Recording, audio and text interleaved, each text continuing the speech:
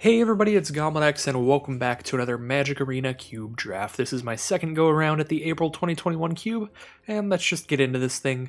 We have, as always, a sick opening pack with several great options for what to first pick here, but I think I'm going to go a little cheesy today, a little memey, and we're going to take a Scute Swarm. Pick one, pack one. Green has a lot of ramp in this cube, a lot of mana fixing, and a lot of ways to pull lands out of the deck, and Scute Swarm, if you get 6 lands, can very quickly just turn into a massive field that can kill your opponent out of nowhere. So Scute Swarm does lend itself quite well to any of the green rampy strategies, and it's one of the more ridiculous, funny things you can do in this cube that makes it look a lot more like the Tinkerer's cube, which was all about doing weird, crazy combos.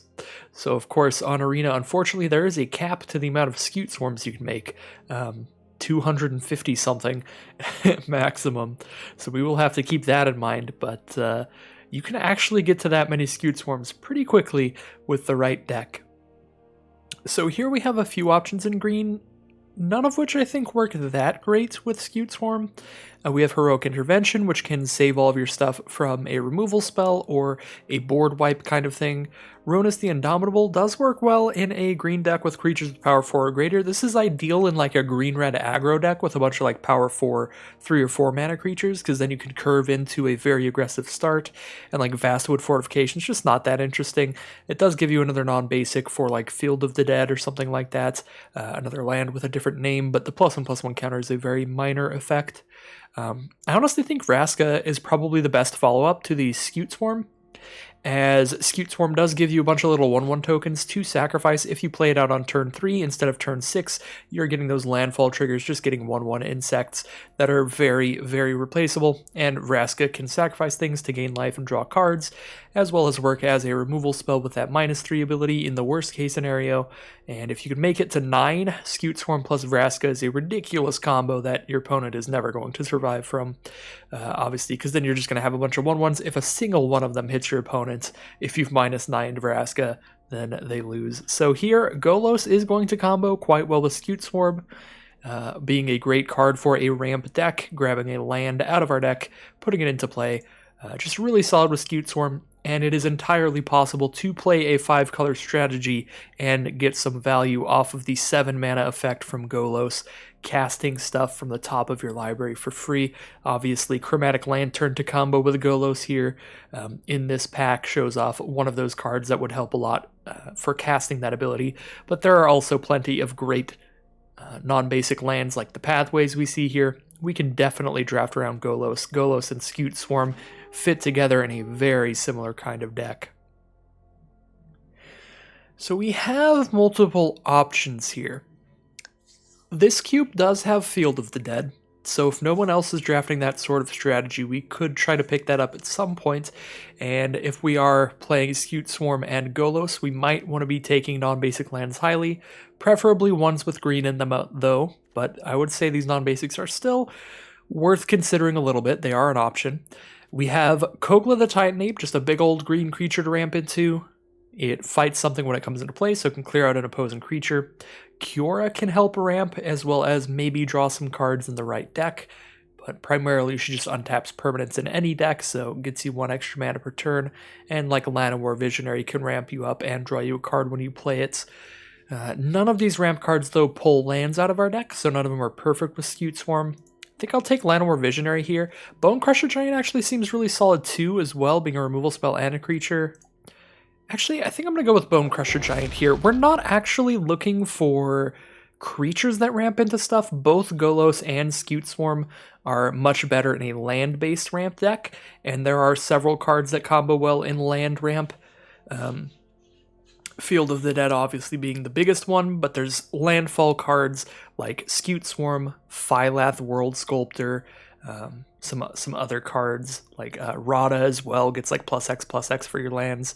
So here we have another pretty difficult pick. I think we are definitely looking towards green-red land ramp as this sort of deck. Vastwood Surge does seem like a big card to go with the landfall cards, grabbing 2 cards out of our deck, 2 basic land cards, putting them into play tapped for only 4 mana, and if we happen to have 8, we do get to buff our whole field. There's also Primal Might, though, which is great removal in any green deck. And Escape to the Wilds is a huge draw spell for Gruul, so there are other really big picks here, but I am going to stick to our theme as best as we can here and scoop up this Vastwood Surge. That does seem like a very important card to have for this strategy.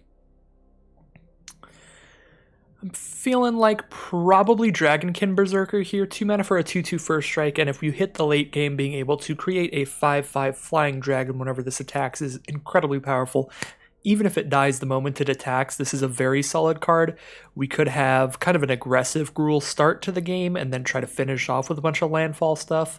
Rishkar's Expertise is a powerful card, however, it can sometimes work poorly. It does cost a lot of mana to cast it, and your opponent can like kill your biggest creature in response to it, but worst case scenario, if you have multiple creatures out, you do still draw a little bit. Powerful card, but it costs a lot of mana. So it is a little iffy to me. Alright, we've got Explore, which dumps a land out and draws a card. Llanowar Elves, which is great for just ramp period, although again doesn't combo with the landfall sort of theme. And then Hornet Queen, another great later game card to ramp into. We do have Vastwood Surge and Golos as the only ramp cards we have right now. Golos is a 5-drop, so if you're ramping up with a Golos, you preferably want cards that are even bigger than 5 mana to ramp into, like the Hornet Queen. Hornet Queen is a pretty massive card. It stabilizes you in most games very heavily. It gives you 5 death-touching creatures, all of which have flying as well, so your opponent can't even have flying stuff to try to get in. I kind of like Hornet Queen here, but it could be Explorer or Llanowar Elves. I'm actually going to go Explore here. I want to just make the skewediest deck ever and make sure we have as many cards in the world that combo with the Skewed Swarm, but I think Hornet Queen and Llanowar Elves are definitely both viable picks there. I do like Kazandu Mammoth a lot. 3 mana for a 3/3 with that landfall trigger to get +2/+2 till end of turn. That can obviously attack for a really big attack. If you play this turn 3, follow it up turn 4 with Vastwood Surge, and then it's attacking as a 7/7 on turn 4. Lots of stuff like that, although Skewer is solid removal, even if you're not that aggressive, just as 3 mana for 3 damage to a target. I think I prefer Kazandu Mammoth. It also combos with Field of the Dead if we manage to scoop that up by being a differently named land, the Kazandu Valley, that we will have access to.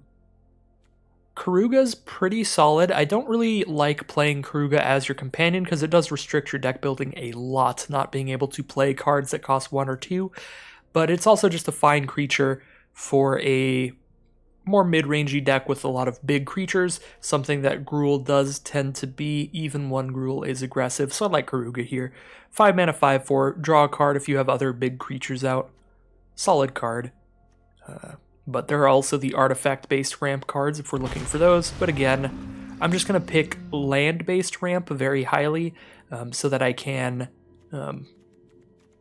preferably just have all of those be our ramp cards rather than anything like creatures that ramp up or artifacts that ramp up. Here we have Branchloft Pathway or Heroic Intervention. This is actually a pretty hard pick here. I'm not a big fan of the Heroic Intervention because it's kind of just like a green counterspell sort of thing.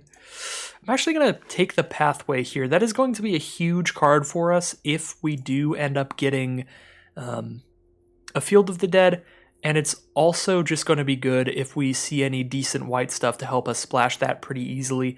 If we get enough Cultivate Vastwood Surge style spells, we can just play like 1 planes and maybe like some pathways to help splash in anything in white. Well, pretty late Kogla here. Pretty happy to see that. We are a rampy sort of deck, so this will give us just another big beefy creature to ramp into. I guess the first one, Karuga's not really something you're ramping into per se. Kogla, I would say, is though. Definitely take a Pathway here over Insult to Injury. Insult to Injury definitely feels more like a card for the very aggressive decks, mono red, Boros, that kind of thing, although it would be playable here. Doubles your damage for the turn, and then you can do 2 damage to something. But I'm going to go with the blue-red Pathway here, so it's easier to splash in blue, because this worst-case scenario, we just get to use it as a mountain. You should be flattered I decided to torture you. And I'm not super likely to play either of those last couple cards we picked there. Very happy to pick up a Beanstalk Giant here. This is pretty perfect for the land-based ramp decks. It has the 3-mana land search ability, grabbing a basic from your deck, putting it onto the battlefield, and then it also has just the game-ending card attached to it, the 7-mana creature with power and toughness equal to the number of lands you control. So it's both of the things that you're looking for in this deck. It's the ramp spell and the big dork to ramp into. So very solid card here. I also do like Paradise Druid here, or a Coom Warrior as the wheels. A Coom Warrior giving us another non-basic land if we do happen to manage to scoop up a Field of the Dead, and Paradise Druid just tapping for a mana of any color. I would take probably any good beefy creature over the Paradise Druid, but since there's none in here, I am actually kind of interested in that. Well, we are ramping quite a bit, so I think Chandra would be solid for this deck, although there are plenty of options here. There's Chandra, just a big planeswalker to ramp into, can really stabilize your board state. If you're against an aggressive deck, you can use the -3 to just blow up all of their creatures. If you're against a more mid-rangey deck and they just have one problematic card out, you can use the -X to kill that. And obviously against control decks, she's absolutely phenomenal because she cannot be countered, and then the +2 just puts a ticking time bomb on your opponent, doing 1 damage to them every turn. There is no way to get rid of emblems, so it gives you a solid way to win the game through that. And obviously if you stack up the +2 emblems, that can be a very quick clock for the control decks to have to deal with. So I like Chandra a lot here. Rekindling Phoenix, pretty solid like mid-range creature here if we were more just like Gruul aggro. And then like Banefire could be a late game ender. But yeah, I think it'll be Chandra here. Helm of the Host, also an option to ramp into in a creature-based deck. Just start dumping out a million copies of stuff. Now what do we have? We've got a green-white duel, a red-white duel. Which are both solid, but we don't have any white right now, so they're mainly just would be picked up to help with Golos or Field of the Dead, or I suppose and/or. Don't think I'm going to take them that highly because we do have Voracious Hydra here, which is just solid. We can cast this in the early game as a decent blocker. You know, for 3 mana, it's a 2/3 blocker. For 4 mana, it's what? The math is hard. 4 mana, it's a 4/5 blocker or a 2/3 that fights something. So in the early game, it's fine against the aggressive decks, and obviously in the late game, it's just a big game-ending card. So yeah, I like Voracious Hydra a lot here. Definitely better than Tyvar Kell for this deck. Garruk, though... Yeah, even Garruk. I'm just not the biggest fan of either of these planeswalkers. They don't do a ton without support from your other cards.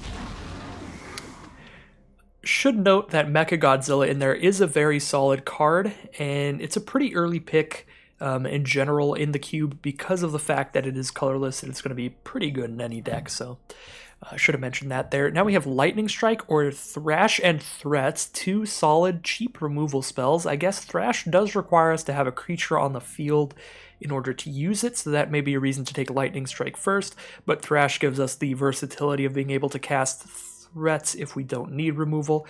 Cosmos Elixir can be solid in any deck where you can stabilize and wall things off, but I'm not sure we're going to be that sort of deck. Definitely good for like controlling decks with a lot of wraths, that kind of thing.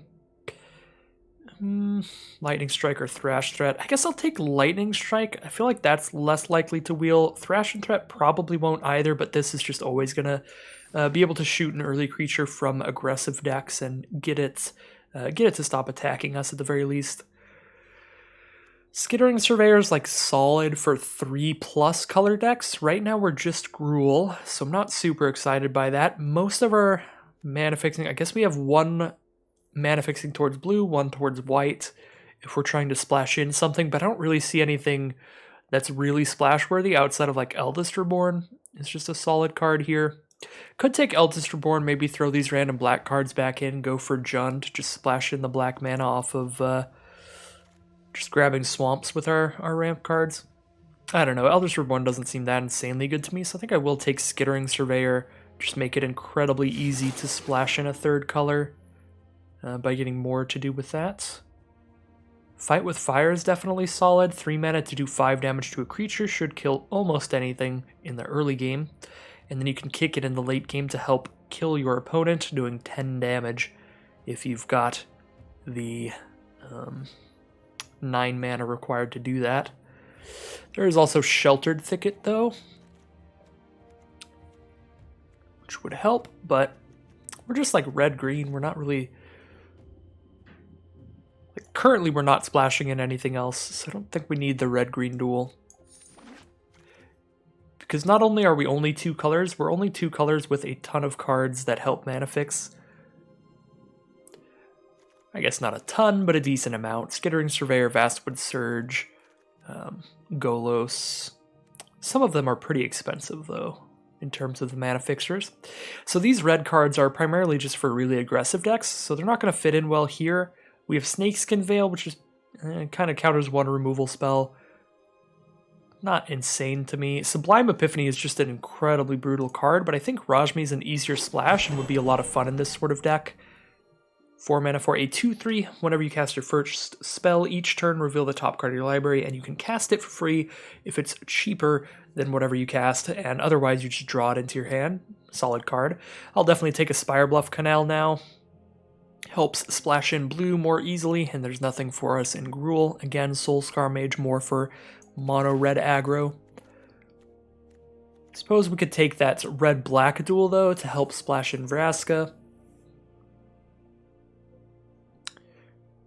Taking a Coom Warrior here, but I'm not too excited about it. It does feel like green and red are getting drafted pretty highly here. Well, we do get another ramp card for us. The Helm of the Host being a very powerful late game card, just spitting out a creature every turn, a copy of our best creature. It does cost a lot of mana to get off the ground running, though, so definitely better in ramp than anything else. Well, Immersturm Predator it is. I'm not going to splash in a Supreme Will, but I would splash in Predator, go for Jund here maybe. Yeah, I almost definitely should have taken the red-black duel over the green-blue duel. Don't think we'll play Timuret Calls the Dead, but we would play like Vraska, Immersturm Predator for sure. Splash in some black here. Not going to play any of these 3 cards. None of those are just really for our sort of strategy. So this is a 23 card deck right now because we have 3 lands in this pile. Definitely not playing Weaponize the Monsters, but neither are we playing Silent Departure. And let's see what happens in this final pack. I definitely like Cultivate. Grab a land, put it into play. Grab another land, put it into our hand. Really helps mana fix for whatever colors we end up going. And it's land-based ramp, which is obviously beautiful with Scute Swarm, with the landfall kind of abilities, Scute Swarm and Kazandu Mammoth primarily. However, there are plenty of great cards in this pack, of course. I'm not going to take Incubation Druid over Cultivate, because Cultivate is land ramp instead of creature ramp. But Fabled Passage and Rootbound Crag are both great mana-fixing lands that are worth consideration, and Vivian Reed being a very powerful late-game planeswalker. We're definitely passing up some cards here to take the Cultivate, but I think Cultivate just makes the most sense out of everything in here. Dragon Master Outcast is solid for this kind of deck. We're constantly trying to just get as many lands out as possible, as quickly as possible, and when we have 6 or more, now we're spitting out a 5/5 Flying Dragon every turn. Pretty hard to beat that. However, if your opponent can just kill the Dragon Master Outcast, that is how you beat it. It's not that hard to kill, so that is a thing. We'd like to wheel Sweltering Suns here, which it might wheel because most of the red decks end up being pretty aggressive. So they wouldn't want something like this that just kills all the small creatures, but our deck definitely is slow enough that we would like something that's just like kill all the small creatures, help us survive that early game, make it to our big plays later. So Sweltering Suns would be a good wheel, but I'll take Dragon Master Outcast here. Verter's Gearhulk would be a good wheel as well, but this is basically just never going to wheel, I think. We'll find out, but I'm not thinking it's super likely. Alright, this is another great pack. I think I'm going to take Elder Gargaroth here. This is just a massive impact on the game. If this gets to attack or block a single time, 5 mana for a 6/6 Vigilance Reach Trample with a huge upside as well. Creating a 3/3 or gaining 3 life or drawing a card every time it attacks or blocks. Massive, massive card there. The Elder Gargaroth is really good. Garruk's Uprising might be an okay wheel. We've got a decent amount of power 4 graders. Kogla, Beanstalk Giant, Akum Warrior, obviously the Elder Gargaroth. Other than that, maybe the Turn Timber Symbiosis, a land for the early game or a big play in the late game. Definitely not really a Vyushino Pyromancer deck, though. That is a very aggressive card. Well, good could be a Vorinclex deck. If nothing else, it's a 6 mana, 6/6 trample haste. Doubles the counters we put on our own stuff, but halves the counters on our opponent's things. We don't have a lot of counter stuff going on, but with any planeswalkers, it's obviously ridiculous. So could be a Vorinclex deck. If we're not taking Vorinclex, what are we taking out of this pack? Red-green duel? That's probably worth it. Crag Crown Pathway or Timber Crown Pathway. Or an Evolving Wilds. Probably supposed to just take like a red-green duel here. But I am going to roll with Vorinclex. That just seems a lot cooler. Toski, Bearer of Secrets. Unfortunately not really for us, but it's a very good card. You want to have a lot of creatures out for this to be good. Probably best in like green-white. That would be a very creature-heavy, pretty quick deck. For this sort of deck, I'm thinking Mouth to Feed's probably the best card. Just a mid-rangey card, gets a blocker out there, potentially draws us a lot of cards in the late game off of Feed, even if it only draws one card.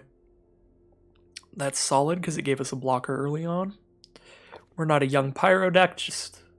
I mean, I guess out of all green-red decks, we're probably closer to a young Pyromancer deck than most, but we are still a green-red deck, so not really looking for that.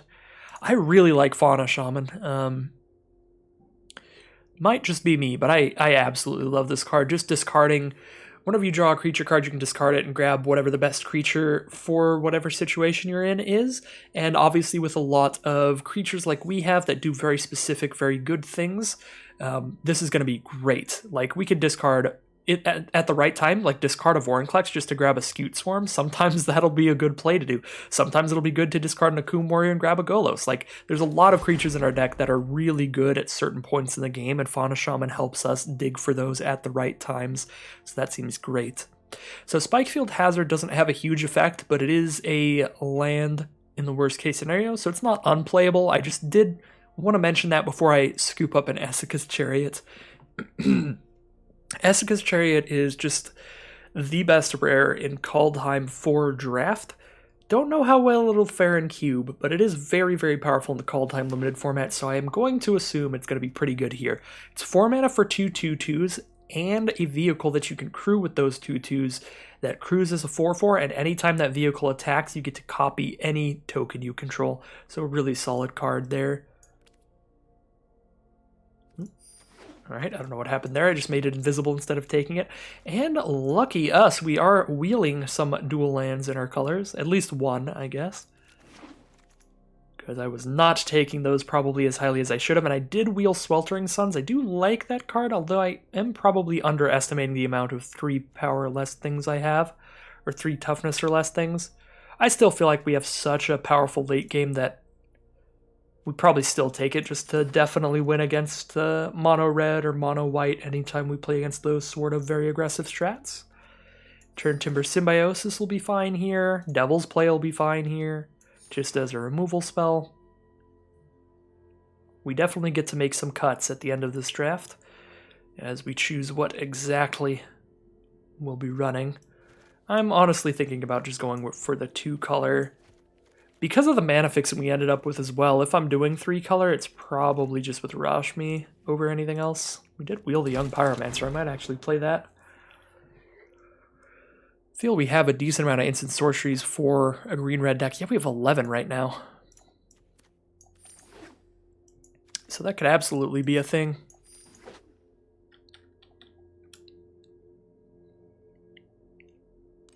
I will likely be cutting a lot of those, though. Okay, 9 cards to cut here. So deck building in the Arena Cube is a lot different than deck building during a regular draft. During a regular draft, when you get to your deck building, you're just kind of taking out the weakest cards and being like, bam, there's my mid-range draft deck, as you always do. Deck building in the Arena Cube is when you really want to focus your deck very heavily towards whatever it's doing best, and just cut anything that doesn't help that much. So here, I think we want to make sure that we are consistently doing our ramp thing well more than anything else. Don't think Tibalt helps too much at stalling out in the early game, so I'm not sure I like Tibalt here.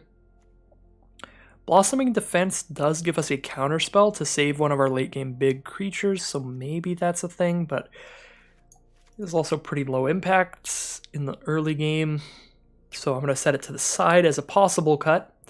Devil's Play will be a lot of mana for how much damage it's doing for our deck. It's definitely better as just like a late game, end the game sort of fireball card in aggressive decks, but we can use it as removal if we need it. But I think we have Lightning Strike, Fight with Fire, Sweltering Suns. Might be doing okay on the early game removal. Mouth to Feed is a nice 3-drop blocker sort of thing. Definitely like Chandra. We have a lot of cards that are creatures or spells and lands. A lot of these flip cards, 4 of them here. I'm going to cut all these blue sources. Okay. If I scoop all that out, I still have to cut 6 more cards, and Young Pyromancer does work with the amount of instants and sorceries we have, although I may be cutting more of these. One of them is Sweltering Suns, which is a huge nombo with the Young Pyromancer. Yeah, I guess I'm good with cutting it for that reason. Kind of don't like Skittering Surveyor that much since we did end up in just green-red. So we'll scoop that out of here.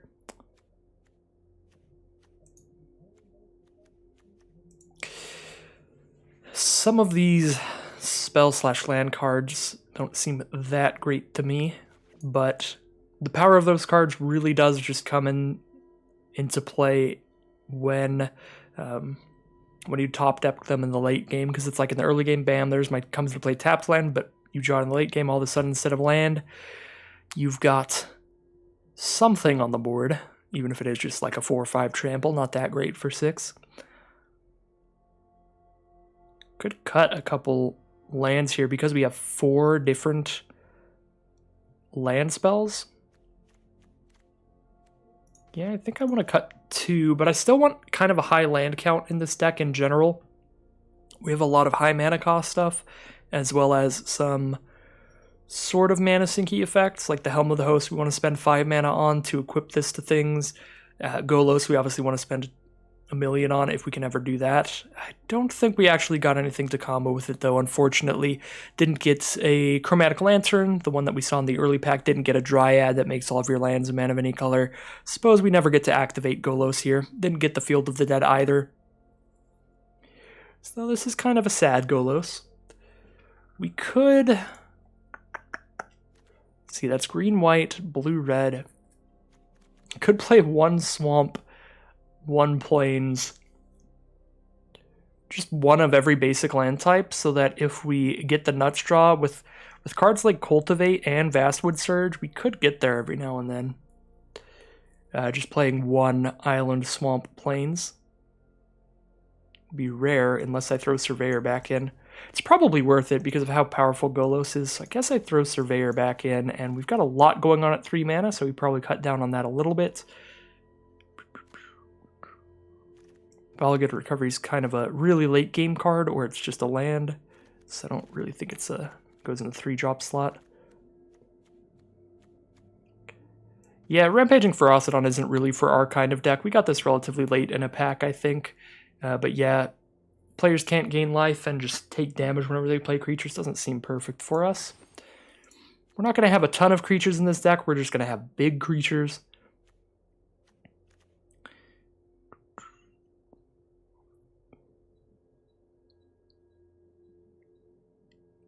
So it doesn't hurt us as much as it would if we were super aggressive. But still, it's just like a 3-mana, 3/3 menace. Definitely like all these late game cards. Maybe I don't really want Mouth to Feed.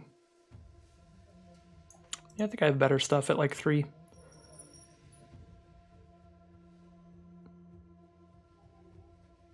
Maybe a Dragonkin Berserker gets out of here. Doesn't really do anything until we're boasting it with 5. But I guess it is an early game blocker that's very good. Just a 2/2 first strike is pretty hard to attack into. So I do like it on that front as well.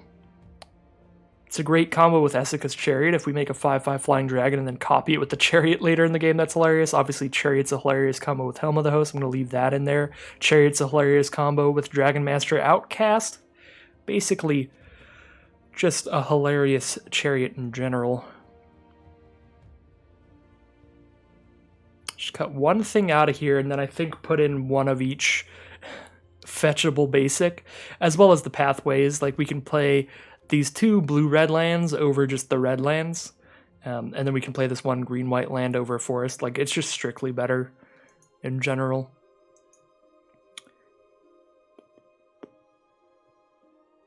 I guess with two blue non-basics, we don't need to put a single island in this deck. We can just put these in here and then just put a single plains, a single swamp. Then we have 2 white sources, 2 blue sources, 1 black source.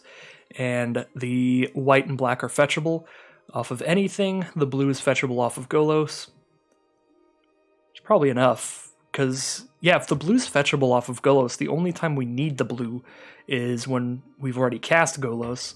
So we just have Golos fetch that blue if we don't have it yet, and have our other basic land fetchers fetch the white and black.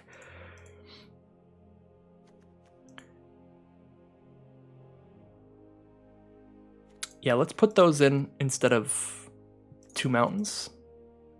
And put this in instead of 1 forest.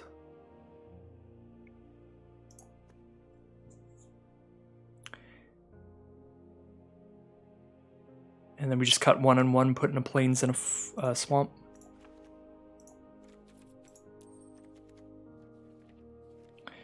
Where are the Bob Ross lands? There they are, just the very end.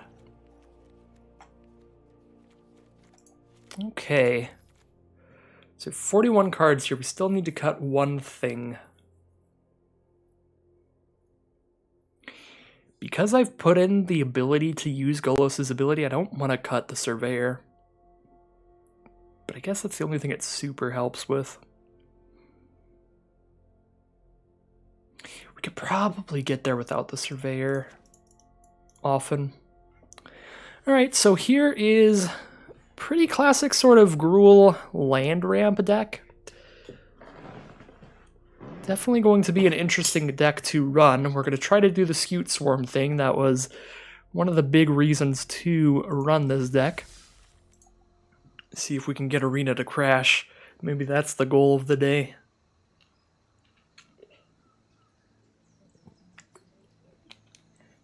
No, I think this is solid. We just have some rampy cards in the early game to get us to our big plays.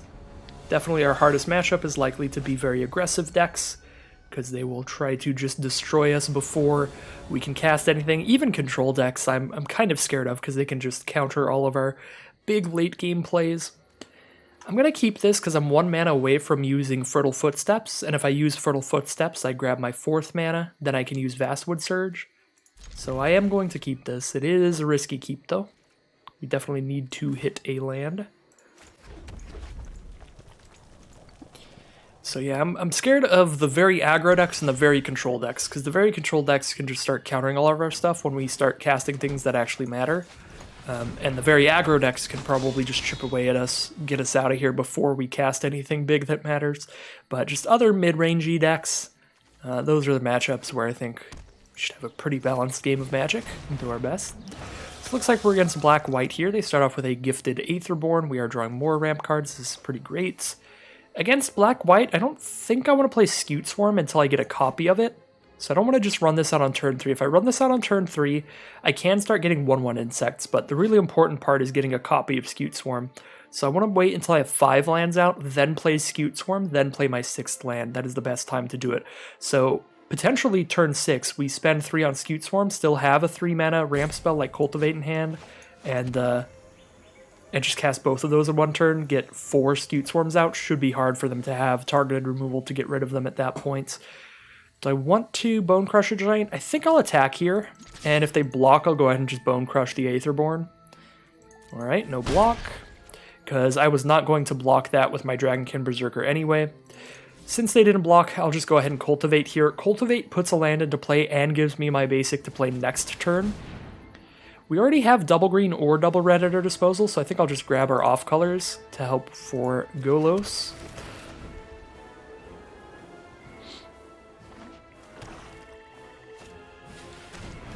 Reassembling Skeleton from our opponents. They can bring that back from the grave for only 2 mana.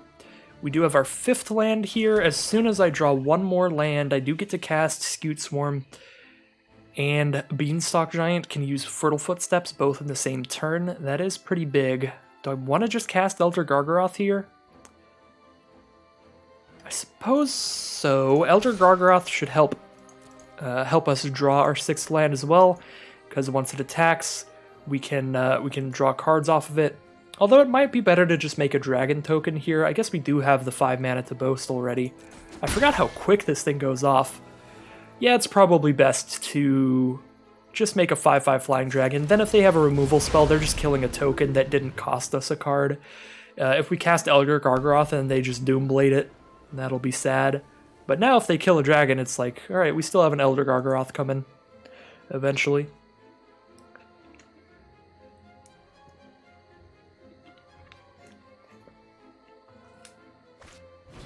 Cosmos Elixir from our opponents in the black-white life gain deck. Yeah, it is really solid in a life gain deck as well, because then it's very likely to go off and they start drawing 2 a turn. I do get to attack them with 4 or 5 damage with this flyer, so we know that that'll get in. I could attack with Dragonkin Berserker. They can do a double block, but I can Bone Crush the Aetherborn, get that off the board. I guess I'm playing just a pretty traditional Gruul aggro this game because we drew into the Dragonkin Berserker. We're just going to keep pressing our advantage with that card. It's likely we're going to be just casting a Bone Crusher Giant here. Yep. So we are going to Stomp.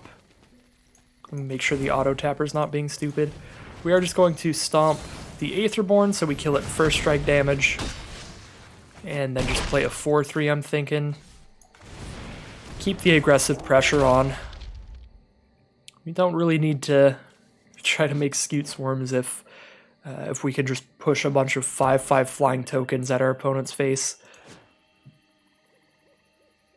We definitely could have lived the dream with this hand. Like, if my only goal is to do the Scute Swarm thing, I could have just like played a Vastwood Surge there, and then next turn I know I can Scute Swarm into Fertile Footsteps. But I am going to do what I think is best to potentially win this game. And for that reason, again, I think I'm going to discard this Vastwood Surge, actually. Helps a lot with Scute Swarm, but not with much else. We do have to sacrifice a creature here, unfortunately. I guess we're sacrificing Bone Crusher. We're just going to keep making 5/5s. Yeah, we just attack in, make a 5/5 again. They're tapped out here, so may as well. This is just Dragonkin Berserker's game all around. And there's the 6th land, so we can start going off with Scute Swarm next turn if we want to. Otherwise, we have enough mana to cast Fight with Fire and a Scute Swarm, just have it chill.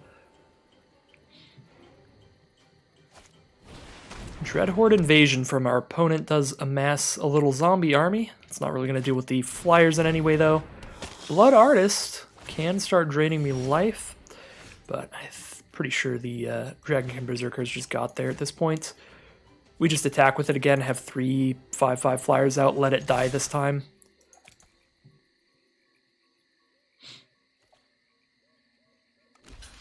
We obviously have a ton of backup cards because we haven't even been playing cards, we've just been making dragons.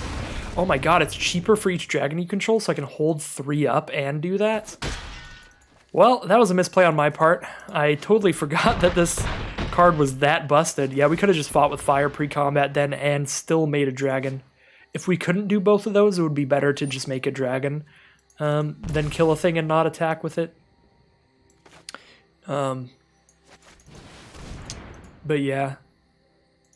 Now I know for the future, so that is good to learn in a game where it is unlikely to matter. In a game where we are very likely to win regardless. Yes, the biggest thing against us is this Blood Artist, but we are at 13, so it is going to take quite a while for them to drain us to death. Ooh, Grey Merchant helps a lot with that. We're down to 6. They are up to 10. We do get to attack with all 3 of our flyers. They don't have lifelinks. They do die, actually, before their triggers resolve, so this should just kill them. Yeah, no blocks. Alright, so definitely a misplay there, but overall, Dragonkin Berserker, just such an insane card. It takes over the game for us regardless. Good to know, though. The bow stability on the Dragonkin Berserker just gets cheaper and cheaper the more dragons you've shoved out. Really snowbally effect. Can quickly get to just an insurmountable advantage.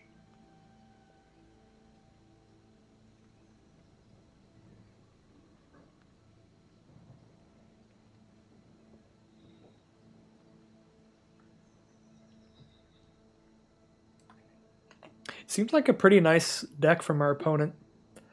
An Orzhov life gain themed deck with the Cosmos Elixir with all the life gain to potentially be drawing them to a turn.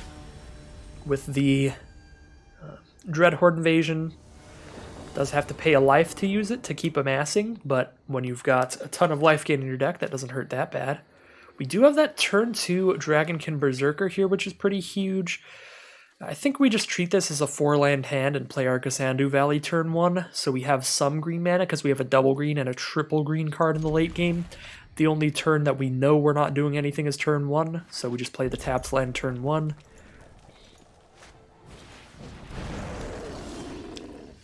Yep, gonna go ahead and play this. Mammoth has just Kasandu Valley. We are against a red deck, likely a red aggressive deck if they're going to start with a Koom Hellhound. Basically a 1-mana 2/3 during your turn, 0/1 during your opponent's. So it is strictly an aggressive card. They've started off with a double mountain. They may even be mono red aggro. Light up the stage into Torbran and a mountain means that seems likely. Mono red definitely one of the scariest aggressive strategies you can pull off in the cube. We are going to start out with a Dragonkin Berserker here. We need to play any of our creatures that we can in the early game so we can block something, but it's very likely that our Dragonkin Berserker unfortunately just gets lightning striked or skewered. We'll find out here. The 2/3 does get to keep attacking in. Actually, if they have any instant speed removal, yeah, if they have any instant speed removal, it's just a really bad deal for me. Because if I block Soulscar Mage and they have instant speed removal, they get to do 2 damage to me anyway, and kill my Dragonkin Berserker. And if I don't block, they get to do 2 damage to me anyway, like by killing Dragonkin Berserker and prowessing Soulscar. So no matter what I do, if they have the removal, Dragonkin's going to die, so I think I block. Unless it's a pump spell, which is a little weird in red. I guess Infuriate or Integrity could be in this cube, but if it's a damage-based burn spell, there are none of them that do only, like, 1 damage. I'm surprised that worked out. They were bluffing, I suppose. Well, good to catch them on the bluff. But again, yeah, we make that block because the thing is, like, if they have something to prowess here, it's most likely, like, Shock. 1 red to do 2 to something, or Incinerate, 2 to do 3 to something. Not Incinerate, Lightning Strike is the one in this cube. And if they have that, they can just shoot Dragonkin Berserker in the first place and prowess me for some damage, so we might as well make that block, because if they have something, Dragonkin's dead anyway. Most likely. Play another green source here. Obviously don't have any other plays, unfortunately. But being able to get at least one of their attackers off the board was very good last turn.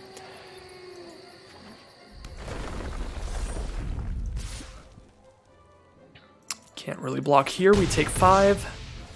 I think our hand is just going to be too slow for us. We did not draw into any ramp to make these cards any easier to cast. They're going to cast Light Up the Stage from the grave, draw a couple more cards thanks to Chandra's -2.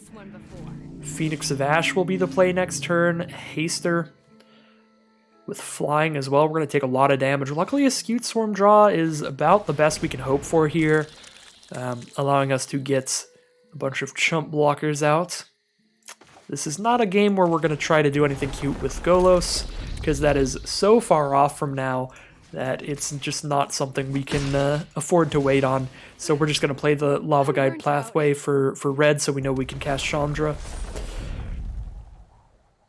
later on. There's the Phoenix of Ash. We have 1 chump blocker on the ground, but that's it. So we will chump block an Akoum Hellhound, take 5. Really hoping that they don't have removal for Elder Gargaroth, because Elder Gargaroth will be massive here, having reach to be able to block their flyer, and having the ability to gain life every time it attacks or blocks. That's just really important. So if we can survive past this turn, this is the turn that's really a make it or break it turn here. If my opponent can crack through here and kill me, it's over. But if we've stabilized just a little bit, and they don't attack that hard this turn, then next turn we have a huge play with Kogla the Titan Ape getting to kill one of their things and have a 7/6 blocker on this board. And we're playing our 6th land for Scute Swarm, getting a copy of Scute Swarm. Next turn is massive if we can make it there. Phoenix of Ash, unfortunately, with the 6 mana to pump, can kill our Elder Gargaroth, and if they do that, they will be able to escape that later. If I don't block with Elder Gargaroth, they can just kill me by pumping that twice. It's going to be a 6/2 if I don't block it. So we are forced into the block here, and I think our best choice is to just gain life. We have the cards to potentially win this game. We just need to survive longer. We're going to have the ground blockers from Scute Swarm, so we don't need a 3/3 beast here, I feel. Just need the life there. Unfortunately, yeah, that card can escape from their grave. They need to exile 3 other cards. They only have 2 right now, so it's not coming out quite yet. We do have a Cultivate to go with Scute Swarm here, which could be an option.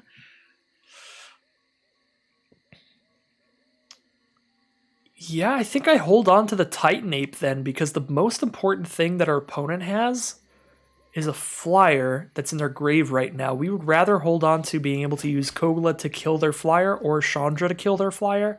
I think this turn we just go big with Scute Swarm. Play Swamp into Cultivate. Maybe we get a 5/5 Flying Dragon. If we get a 5/5 Flying Dragon, we have 3 1/1 blockers. That Trample hurts a little bit, but then we have a 5/5 Flyer to block things. Dragonkin does die if I do that. It's actually a pretty important option. Is it worth it to get that so we know we don't take damage from the flyer next turn? If we take damage from the flyer, like if they somehow bring it back, it's going to be a 3/3. They'll have the mana to pump it once. They can hit us for like 5. We shouldn't die to that. And Chandra definitely kills it afterwards and exiles it, which is really important. Yeah, we just Cultivate here. Just go for the Chandra play next turn.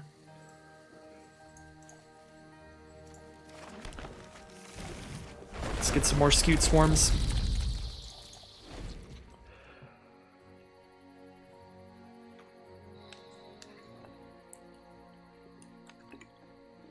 They need another card in the grave to cast the Phoenix, but they could easily have a Shock or Lightning Strike, any of that kind of stuff. Thundering Rebuke works as well, so they get to cast the Flyer, hit us for 3 here.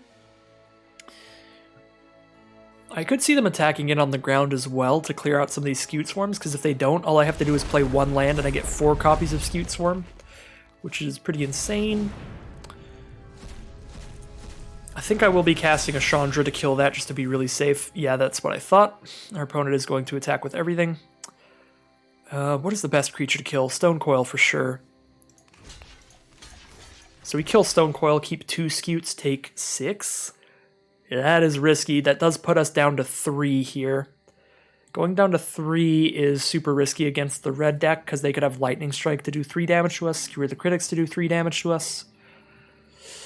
Do I just chump block everything, take 3, go to 6? If I chump block everything, I don't have a Scute Swarm out anymore. I can double block here, and I still have 1 Scute Swarm left. I think we do this. We have 1 Scute Swarm left, so every land we play gives us a chump blocker for the Hellhound. We just play Chandra, kill Phoenix. Their board is gone outside of the Hellhound, which we chump every turn. That seems like the safest play we have. It does put us down to 4, but it doesn't put us down to 3. So we survive a Lightning Strike, but we don't survive 2. We already don't survive like Banefire and stuff like that. So we definitely are going to play a land this turn. They've got multiple cards in grave, so we're absolutely going to use Chandra over anything else to kill Phoenix. Let's make this quick. I've got other things to burn. Because that will exile the Phoenix, so its ability can't do anything. And it doesn't matter what land we play, we'll get a copy of a Scute Swarm, and we will not attack. So if they have something that kills one of our blockers, we don't take as much damage. And the awesome thing is we only have to have a blocker up when they can landfall. Oh, good lord. Alright, well, Hazoret kills us out of two things cast, and it's indestructible, so we can't do anything about that. No, pretty sure Hazoret just kills us here. They just have to spend 6 mana next turn, discard their hand, and deal 4 to us. We have to specifically draw into some sort of life gain or something. They just discard this 1 card, we're down to 2, discard a card next turn. That's not life gain, it's not going to do it. We just can't kill a literally indestructible creature. We just double check none of this has anything that gets rid of indestructibility. I don't think it does. Could play Karuga and draw a card here, that might be our best bet. Yeah, that's our only bet, because these just don't do anything to indestructible creatures. We play Karuga, hope that we have something that gains life in our deck.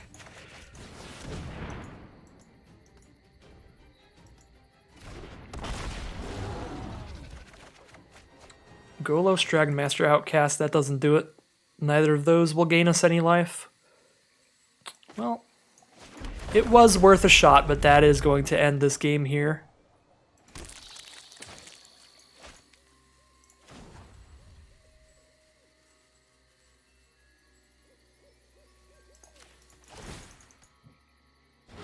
Is it just me, or is it getting a little warm in here?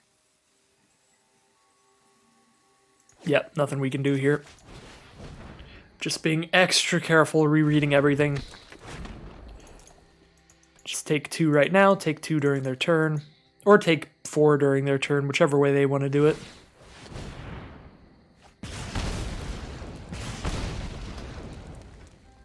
Hazoret is a very good game ender for the red decks because it does give you that way to just constantly ping your opponent for the final bit of damage, even if they stabilize like we did there.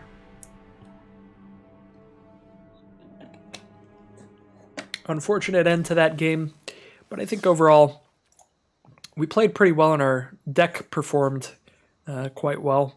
It did what it could. I could have definitely seen that game going the other way as well. Very close to a stabilization.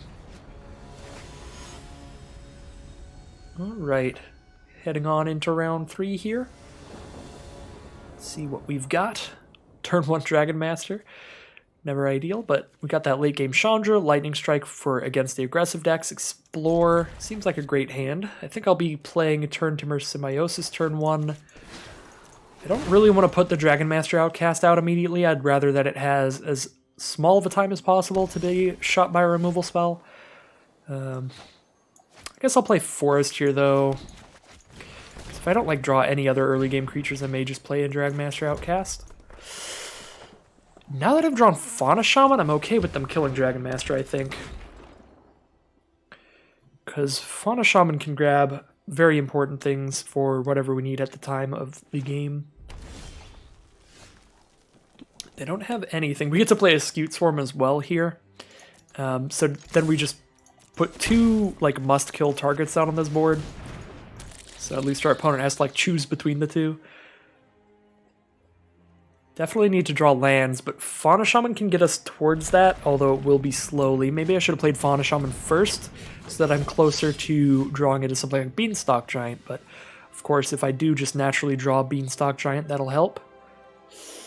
That being said, do I just Lightning Strike this Imperious Perfect before they make any elves out of it? I don't think so. We're going to have 1/1 chump blockers and stuff. We definitely need to get our lands to start flowing here. Grab that red source for Chandra here.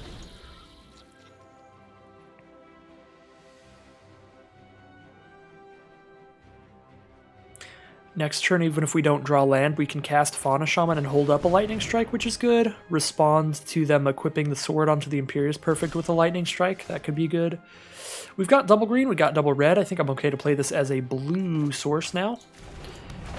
Just towards Golos's ability. If we draw into Golos, and obviously with a Fauna Shaman, that ups the chances of drawing a Golos dramatically. If we want Golos, we draw Golos. It's as simple as that. Although, Vorinclex, Vorinclex into Chandra might be funny enough that I don't want to discard Vorinclex because obviously it doubles the counters on Chandra, so Chandra just comes out with 12 counters. I think we're going to Lightning Strike that Fauna Shaman. Protection from green and blue is rough here, though. I guess we can Chandra their Fauna Shaman if we hit the mana for it here. It'll be a little sad, but I do want to kill that before they can get anything out of it. Before they can search for any sort of answer to what I've got going on here.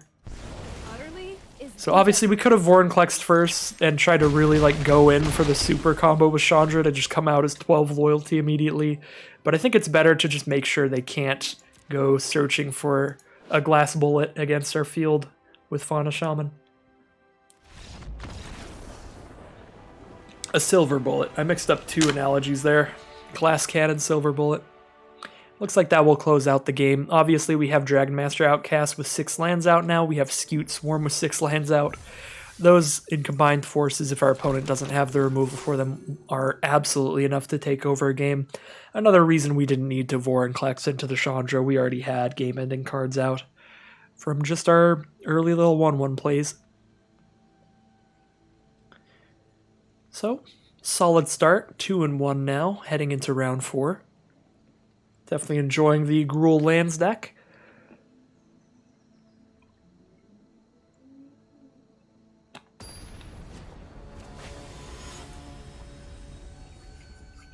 And here we are in our match.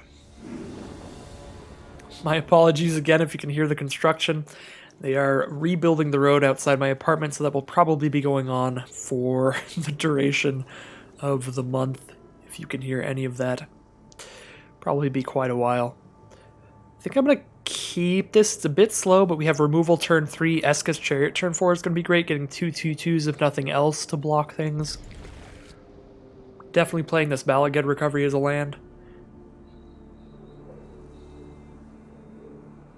These flip land cards have been great, but we also, I'm pretty sure, have literally always cast them or played them as lands rather than spells. So they may just be better as like a forest instead of Balaged Recovery. So far, they would have been. But they're not really hindering us that much. They're always just coming into play tapped on turn 1. We are drawing them at the right times, at least. Our opponent is still deciding on whether or not they want to mulligan. Definitely some difficult decisions in this format, that's for sure. Not a traditional limited format where it's like, if I can cast anything in this hand, I'm just going to keep it. Because normally mulliganing limited is pretty rough, but here in Cube, because the decks are so much more like standard decks, it is a lot harder to make those kind of choices. Sometimes you'll have a hand where you have like 3 lands. Maybe you have like 4 lands and a 4-mana spelling up, and you're like, can I just afford to sit here for a while? And it like depends on your deck.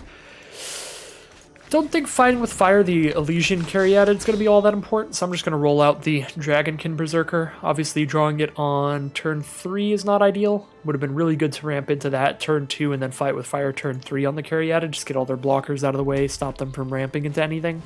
But, ooh, we can also just fight with fire on the Wayward Swordtooth.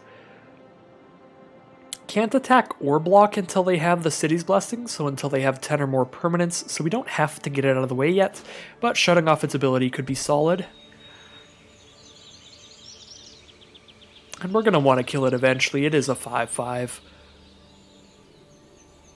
They have 4 mana already. They did play 2 lands this turn, I believe. They played a mountain, then played Swordtooth, and then played a castle. So they did get the value out of that ability there. Unless I'm mistaken. Which is possible. I don't remember who went first.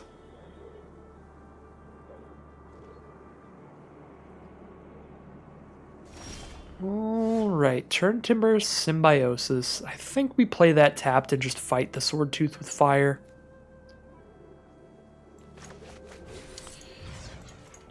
It's going to be a 5/5 that can attack and block pretty soon.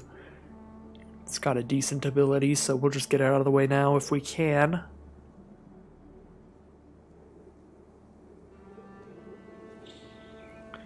Attempt to send in for a couple damage with the Dragonkin Berserker, because we do not get hit very hard by a Caryatid in retaliation. Just take one.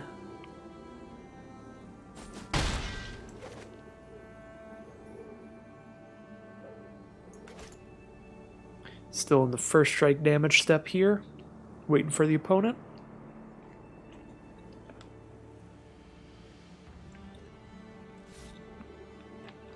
Alright, yeah, I'm just going to play this turn Timber Symbiosis as a land.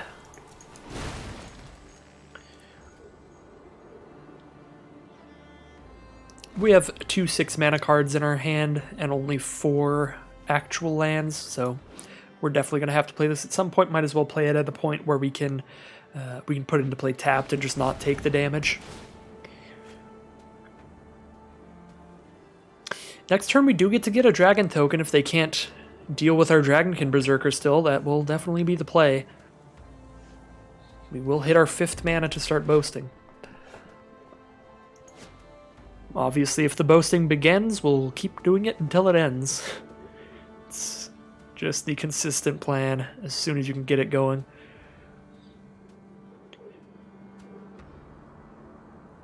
Prophetic Prism from our opponent allows them to draw a card and filter their mana. They turn 1 mana into a mana of any color off of that.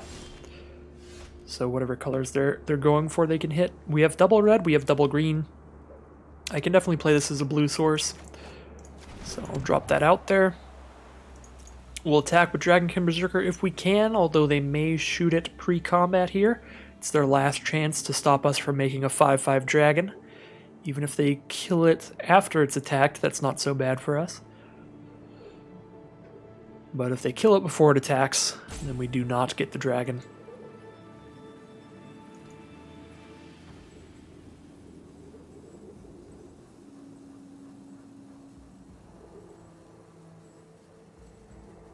They have whatever colors they need. They can have 2 mana of any color, 1 from Caryatid and 1 from Prophetic Prism. They're going to go for a Lightning Axe, discarding a land to shoot that down. Alright, seems good. We'll drop our Essica's Chariot now then.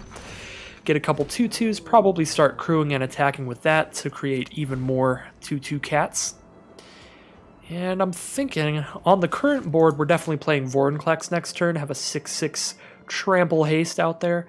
But if they play a good blocker, Kogla is more likely the play. Like having both of these options. Well, if they cast Waking the Trolls, we don't get to cast either, because they do destroy a land when they play this card. So we will just be crewing Chariot and attack. We'll see what we draw into to see what we play here. That does stop us from having double red now, which is awkward. That makes the Riverglide pathway on blue definitely less good. Did hit a land, so we are yet again only 1 mana away from these 6 drops. We'll attack with the Chariot, get another cat. And here comes Waking the Troll's second part, grabbing a land from our grave. They now have 6 lands out. And on the third part, they create 4/4s equal to the number of lands they control more than I do. So they have 7 right now. We're going to have 6. Dracuzeth is huge. We're going to have to just fight that with the Titan Ape. A real fight of the champions here. Fight of the Titans. 7/6 versus 7/7. Yeah, so they will kill each other, but it's worth it. It is worth it, because Dracuzeth, if it ever attacks, does 4 damage to whatever they want and 3 to 2 other things. They just clear our board out and hit us for 11. Pretty ridiculous card. We're going to keep attacking with our Chariot, though, which is also a pretty ridiculous card. The Waking the Trolls is going to go off for our opponent. They will be getting 1 4/4 out of it. Not the best Waking the Trolls I've ever seen, but certainly not the worst. 1 4/4 trample is solid there, although they are down to 8. They're facing up against 4 cats and a Chariot. We obviously have a Trample Haster, or we did draw into a great card, Voracious Hydra. We can cast this and just fight their 4/4 if we want. That'll probably be the play. Depends on what else they get on this board. They have put down a Llanowar Visionary 2/2 that lets them draw a card and taps for a green. Solid card for a traditional ramp deck.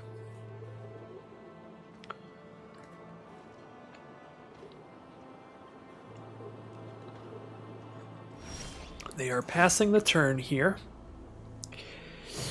Don't really want to play the 6/6 Trample Haste, I think. I guess it might be lethal if we do, though.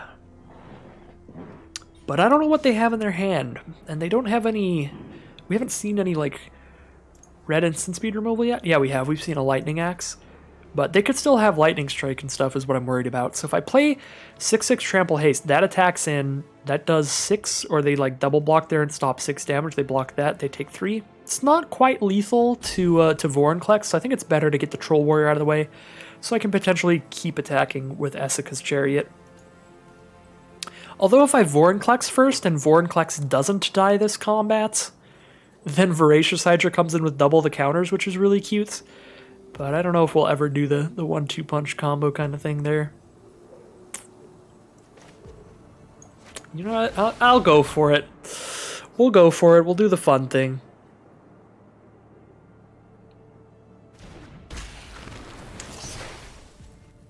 Do I crew the Chariot here? Just make another cat, but then they can trade off with the Chariot. It's probably fine. We've gotten so much value out of it already. And if they trade off with the Chariot, we know they don't get to kill Vorinclex.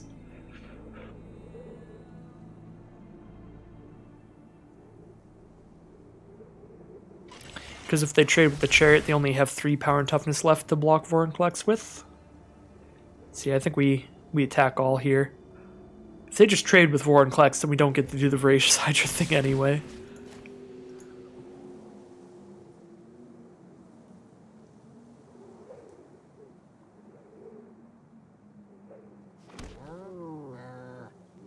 We could double the double counters if we're not fighting anything. What would that be here? 1, 2. X would be 1, 2, 3, 4, 5. So 5 would be 10, it'd be 20 with the 2 of them together.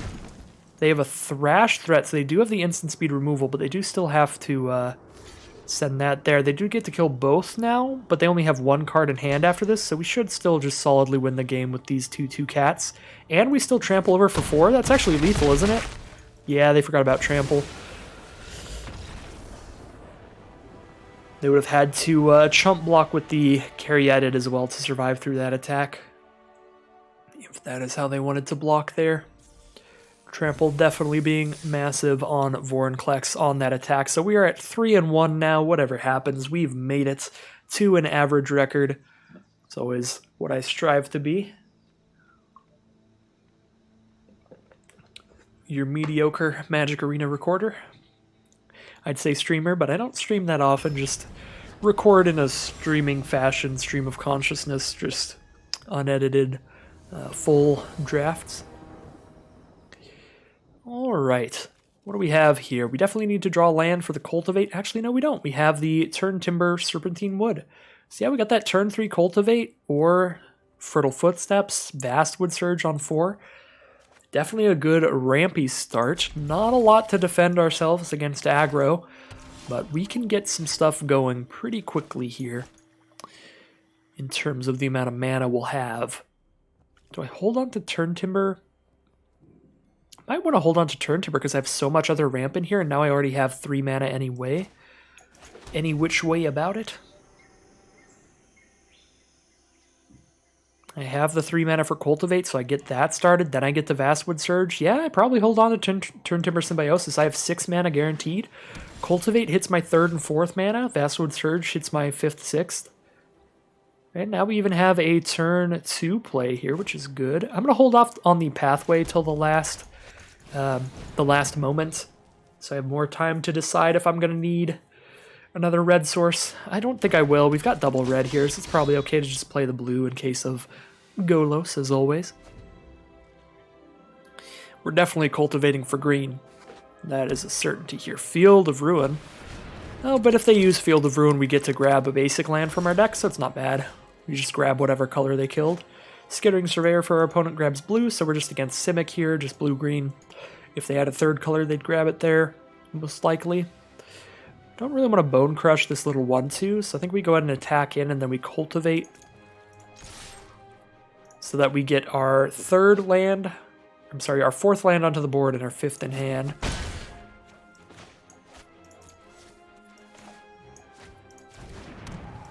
Definitely throwing a forest on the board and probably a forest in hand, to be honest. So even if they get rid of our Rootbound Crag, we'll still have double green. Because we do want to hit triple green as well for turn Timber Symbiosis.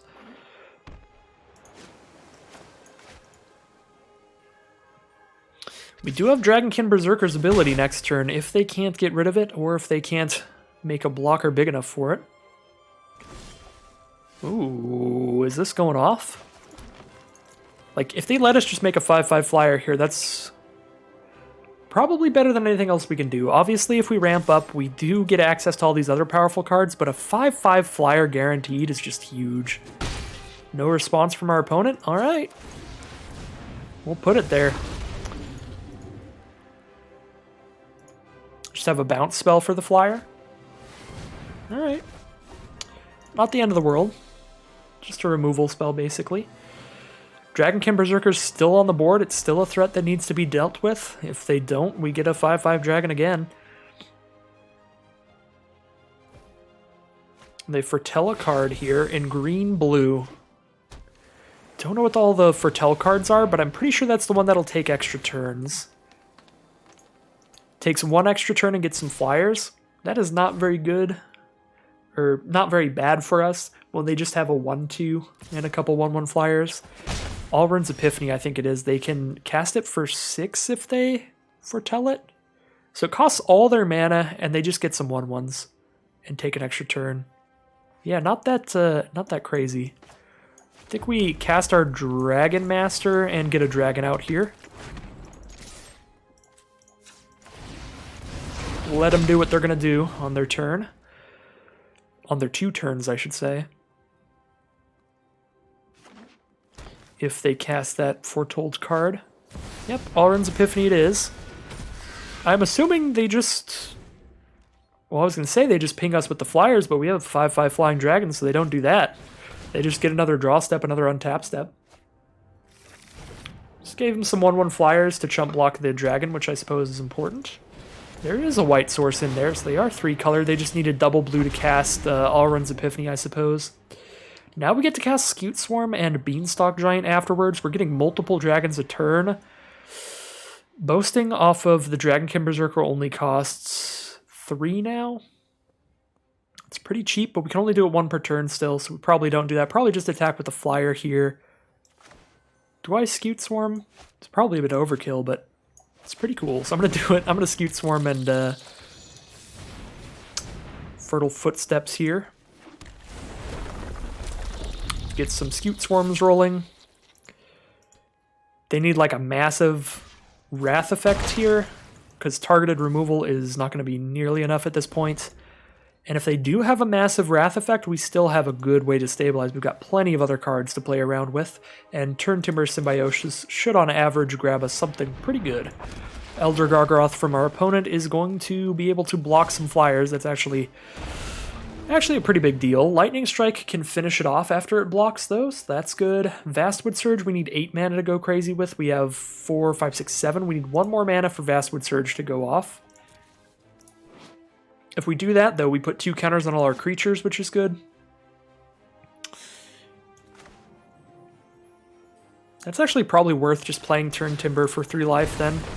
We make all our flyers big enough to get past Elder Gargaroth, and we obviously make a gigantic field of Scute Swarms. And they're all +2/+2.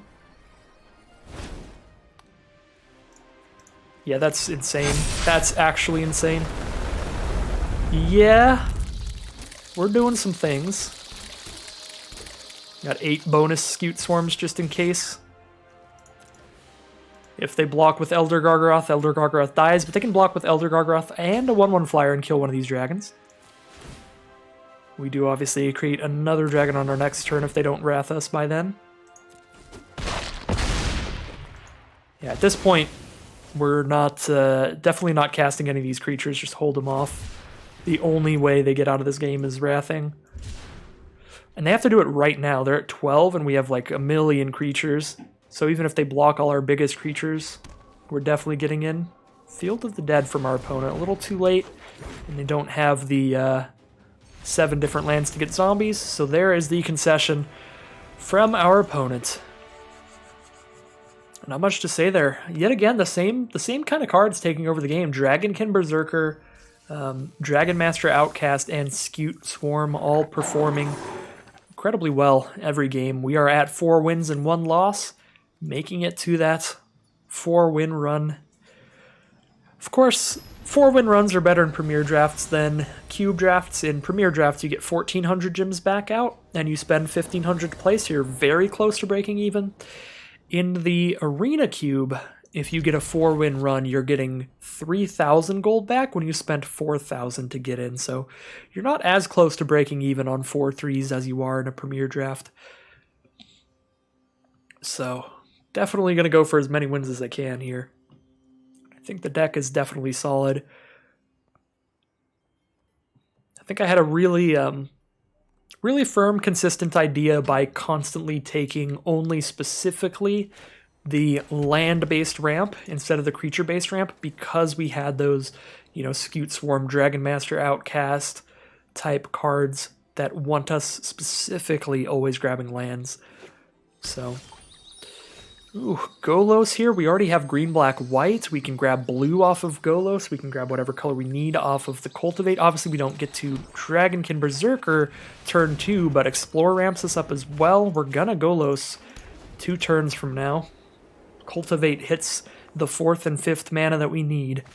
So we know that that is just a guarantee. If we draw an untapped land here, we do get to cast Dragonkin Berserker here. Unfortunately, we don't, but it's probably better to just get this Golos activated here, grab a red, and probably our second green. We have more double green than red, I think. And there's the 5 mana for Golos. We obviously have Scute Swarm to play as well, which will be huge. Opponent drops a Wayward Swordtooth, so they are being able to play 2 lands a turn. If they get 10 permanents on board that can attack and block, they're at 6 right now. Probably won't hit 10 next turn. Do we Golos right now and grab blue? Golos right now isn't actually that crazy, is he? I kind of think we might just play Elder Gargaroth, because if we cast Golos, we grab our blue mana, but we don't have a Field of the Dead in this deck, so we're not grabbing a crazy land. The craziest thing that Golos can do in our deck is use its ability, and we need 2 more mana to hit that instead of just 1 more. So we use Golos, grab a land, hope to top deck a land if we want to start using Golos' ability. We could also play Scute Swarm and Dragonkin Berserker, that way next turn when we Golos, at least we're making a copy of a Scute Swarm if nothing else. Seems not bad. I think I am just going to play an Elder Gargaroth, though. That's pretty huge here. We can draw a card if it gets to block as well, and that should help hit our next land, so we know that we have 7 towards Golos. We could also, by hitting our 6th land, we could play Scute Swarm, and then immediately play the 6th land the turn that we play Scute Swarm. 6 mana from our opponent, from the Castle Garenbrig, and they drop a Golos. Speak of the devil. The Golos Mirror, let's go. Pretty much the kind of deck we're doing, except they are in green-blue here, and they grab a Triome, and they have a white source. They don't have a black source yet for Golos, but that's all they need to get Golos spinning. So do we attack with Elder Gargaroth? If we attack with Elder Gargaroth, we trade with their Golos or their Swordtooth, and we draw a card. Here we have a Balaged Recovery to bring it back later. I think it's worth the attack, because we draw a card off of it. We are really looking to hit a 6th land here. I think it's worth it. We're killing something good off this and drawing a card. Definitely killing Golos. We'll have a million chump blockers off the Scute. And the Wayward Swordtooth's ability doesn't matter anymore. So we play Scute, play a land. Could recovery the Gargaroth, or I could cast the Dragonkin Berserker. I think I'd rather cast Dragonkin Berserker. It stops like Llanowar Elves from attacking in. And we can use recovery also as a land to get more Scute Swarms out next turn if we want to do that instead. which is a possibility because it's going to get a lot of Scute Swarms. It's actually going to get a significant amount if they don't remove it, because we're going to cast Golos first. That'll get us 2 Scute Swarms, because these are both a Scute Swarm. And then if we play Balagan Sanctuary after we use Golos' effect, we have 4 Scute Swarms out total, so it gives us 4 more. It's actually just a significant amount. We're just going to take 5 here, though. We're super solid. They did have the Black Source for Golos, so I'm incredibly glad that we killed that on their block. Oh no! Well, that explains the block. They have the Scholar of the Lost Trove combo. When this comes into play, they recast an instant sorcerer artifact from the grave. Golos is an artifact, so they get to recast Golos from the grave. So I think our win condition this game has turned entirely into Scute Swarm. We're trying to make like 60 Scute Swarms so that we can just attack with them all and go wide around whatever they're casting. So I think we're aiming to just make as many Scute Swarms as quickly as possible. So the play is to Golos into the Balagad recovery as a land. That is our best way that we can get to win this game, I think. Problem is we are taking 5 a turn from the Flyers, but the Scute Swarms do add up really quick if you can double land like we're doing right now. Just have to have like 30 creatures, and then we can attack through whatever they have on the board. They've hit land, Mirari's Wake, Temple Guard. So Mirari's Wake gives them a ton of mana and makes their creatures even bigger, but they can't really attack us with anything except what's in the sky. So we're on a 3-turn clock from the Flyer. They do get to play multiple lands per turn off of the Sword Tooth, but if they don't draw their own Scute Swarm, then our plan is still to just go really wide with that. Karuga draws us like a million cards here, which can definitely hit ramp, but it could also mill us out. We have 8, 9, 10. Draw 10 cards, go to 13 cards in library. We're dying to the Scholar way faster than they're milling out, so if we don't draw land here, we're just going to cast Karuga and draw a ton of lands here. I guess we could spin the wheel on Golos. That's probably better than Karuga, because we cast the stuff for free. If we cast Karuga, we don't have that much mana left. Well, if they kill Golos, we're definitely casting Karuga. Never mind. Golos has died. Chandra. Chandra kills their Flyer, but then Chandra dies. Is that worth it? Almost definitely. Almost definitely. Unfortunately, I can't do that in anything else. Would really like to be able to play a land as well this turn. That would be massive.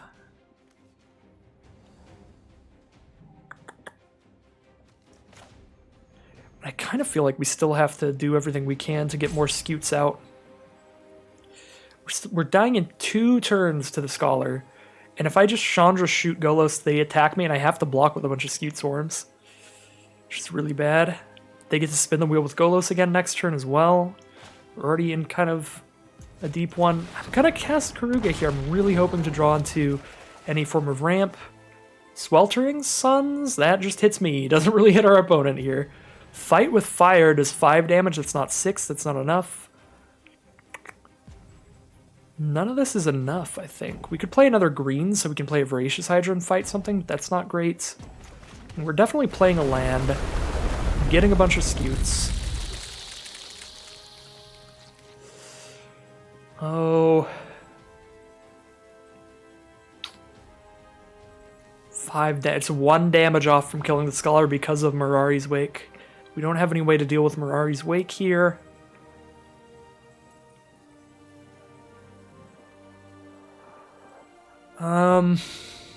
Really wanted to draw like Fertile Footsteps or something. I guess we just cast Essica's Chariot, I suppose. Just more attackers.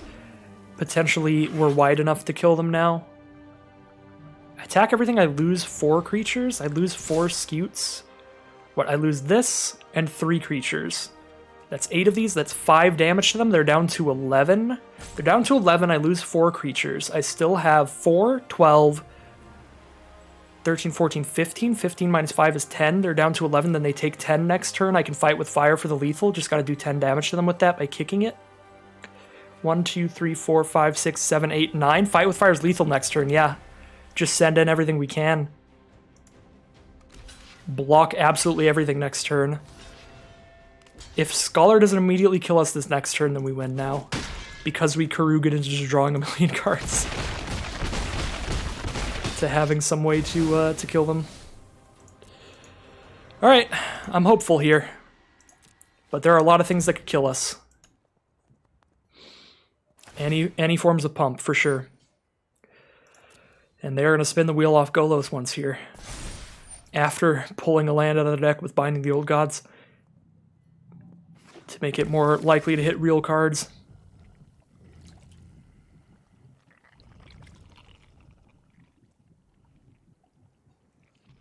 I am very scared here. If they don't kill us right now, we kill them. Unless they're holding up a counterspell.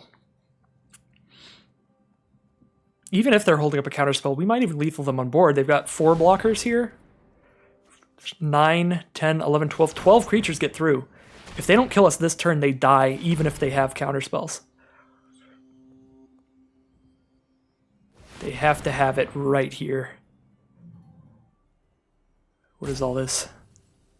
Oh, figuring out how to do this for Golos? Yeah, Golos Mirari's Make means they spin the wheel twice, don't they? That probably gets really likely to find something to kill us. This format's insane. This does not feel like a regular cube draft still. It still feels like Tinkerer's Cube to me, and I definitely liked Tinkerer's Cube more than the regular cube. So this cube so far has been pretty great. I'm only 2 drafts in, though, obviously, so we'll see how things shape up. But for now, it's definitely pretty exciting, pretty insane. Definitely very complex, though, as always with cubes, and definitely a lot of room for misplays and stuff. I've already experienced that quite a bit. Did punt a good amount with the mono white deck we had last time, and I'm sure I will again here. Can they spin the wheel 3 times because of this Mirari's Wake? Probably. Oh my god, they can do it 4? No, they can only do it 3 times. Because they have to spend 2 additional each time. None of that saves them. Although they keep making creatures here, so they could think that it saves them by playing enough creatures to block things. Obviously, we know that we have Fight with Fire, so we know that just playing enough creatures won't do it. Oh, why did they cast Fertile Footsteps? Probably would have been better as Beanstalk Giant. Oh, I guess that adds 2 mana, so that probably makes it enough to do it 3 more times now. No, yeah, definitely with Cultivator's Caravan. Yeah, no, now that makes sense. It's another spin off of Golos instead of just putting 1 blocker out. Glasspool Mimic. Can't make anything with haste, so that's not going to kill us yet, but they do get to copy their best creature. So probably another Scholar of the Lost Trove, although they have nothing in the graveyard, but it does give them another flyer, so that we are mega dead next turn, even if we found a way to remove that. It only copies creatures they control, though, so they can't grab our Scute Swarm or anything, which would matter to them, because with everything they know, they probably think that they can just make enough blockers here. Sublime Epiphany, but they can only cast it this turn, so they can't use it to counter stuff during our turn. Only during this turn can they use the Golos stuff. So they can go crazy with Sublime Epiphany, though. I only need to be able to hit them for 1 damage? Yeah, I only need 5 creatures out. Oh no! They hit Alrund's Epiphany to take an extra turn after this one. That's insane. Yeah, that's the nuts. That just ends it then. We don't get another turn. That'll do it. Recast Boon of Wishes to draw 4 here. Oh wait, no, they only have 4 cards left in their deck. So they're getting really close to milling out, so they need to not draw too many cards. I'll stay in this game just in case they accidentally mill themselves, like use Golos' ability again or something, but we just died to 2 attacks from the Flyers now because they did get to take an extra turn from Alrund's Epiphany. Man, that was a crazy close game and just an explosive game all around, obviously. With all the things going on there.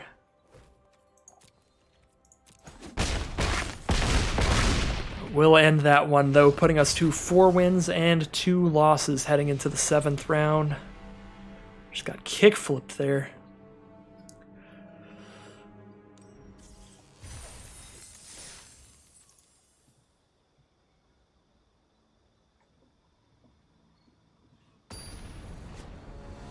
All right. 7th round, last round. If we do lose this match, we will be at a 4-3 again. Maybe we'll just 4-3 every Arena Cube draft. We'll see. definitely doing my best to win. Head towards our first 7-win cube draft if we can. I think this deck is pretty sweet, pretty fun. Has been performing quite well so far. We'll see if we can keep it up. I guess keeping it up would be potentially 4-3 though. But we have won twice as many games as we've lost so far. This is risky because there's not a lot of early game interaction. We do have that one lightning strike. If we draw into any of our like 3-mana ramp spells, this hand will be pretty great. I'm gonna go ahead and keep it. Although this is a risky one. We know we have turn 2 lightning strike, and then we could Balaged recovery and just pick up another lightning strike if our opponent is very aggressive. Our opponent starts off with 2 swamps into a Priest of Forgotten Gods. There's definitely a sacrifice deck in this cube. It is, if you could guess it, Rakdos sacrifice like usual.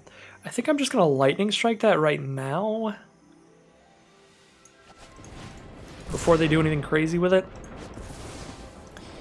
Because we have Voracious Hydra to kill their next thing. Once we get, like 4 mana out. So we could play like a Balaged recovery next turn, and then Voracious Hydra turn 4 can shoot something for 2. Obviously the later in the game it goes, the more it's going to shoot something for.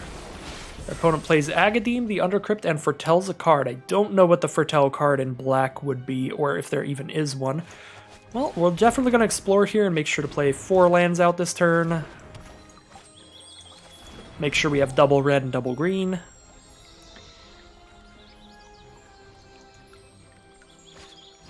Woe Strider is the play for the turn, another great sacrifice card. A 3/2 spits out a goat and lets you sacrifice cards for free to scry 1. We do have 5 mana now, so we can cast a Karuga, although that is not that great by itself. We're obviously not drawing any cards off of it if we do that. We could just stomp the Woe Strider and then cast a Bone Crusher Giant. That seems solid. They have to exile 4 cards to escape Woe Strider. They only have 1 in grave right now, so that should slow down the Woe Strider for quite a while. And then we still have Voracious Hydra as our removal spell for their next creature. And if we hold on to the Voracious Hydra long enough, we might be able to do the Vorinclex into Voracious Hydra combo, doubling all of the +1/+1 counters on it. Poison the Cup to shoot the Bone Crusher. At least it does do a couple damage to our opponent and gets the removal out of the way on a 4/3 instead of potentially our 6/6. But they could just have a lot of removal. They are in black and white here, it looks like. So definitely a color scheme that has a lot of removal at its disposal. And the Danto Vanguard, an aggressive card, can attack in as a something big, as a 3/1, and they can pay 4 life to give it indestructible till end of turn. Well, I don't have the mana to cast Vorinclex here, unfortunately, as much as I'd love to run that out here. Maybe we just cast Dragon Master and Helm of the Host. Let that hit us for 3. If we don't want that to hit us for 3, we have to cast Karuga here and draw nothing off of it. Which is not awesome. If I have Voracious Hydra, they can just pay 4 life to give it indestructible anyway, so that doesn't seem great to me. Although I do get to play Voracious Hydra as a big blocker. We can play it as a 3/4, or we can play it as a, big, whatever the doubling it would equal. But then we obviously aren't doing Vorinclex into Voracious, which is another fun combo.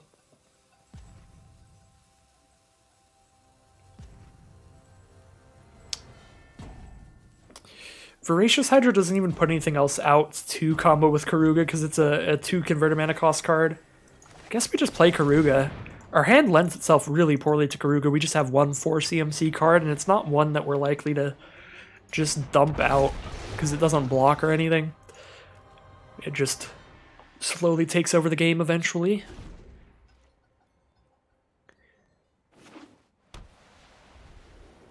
Just play Karuga. They can't attack into a Karuga without backup of some form. A pump spell, a removal spell, anything like that. Bastion of Remembrance. So they get a 1/1. Whenever a creature of theirs dies, they drain me for 1 life. And a Seasoned Hallowblade. Well, a 5/4 blocker is going to be really good here. Can hold off any of those. There's my 6th mana, Turn Timber Symbiosis here. If I play it untapped, I do have to pay some life for it, which isn't awesome, but then I do get to play Vorinclex immediately.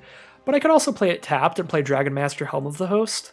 Then if Dragon Master survives to my next turn, I start getting 5/5 flying dragons. That seems solid.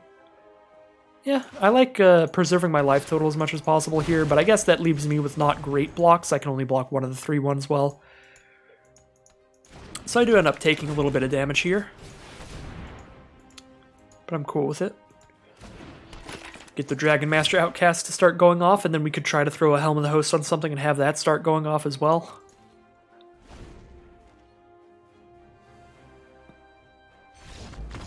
They're just going to scoop them up, okay.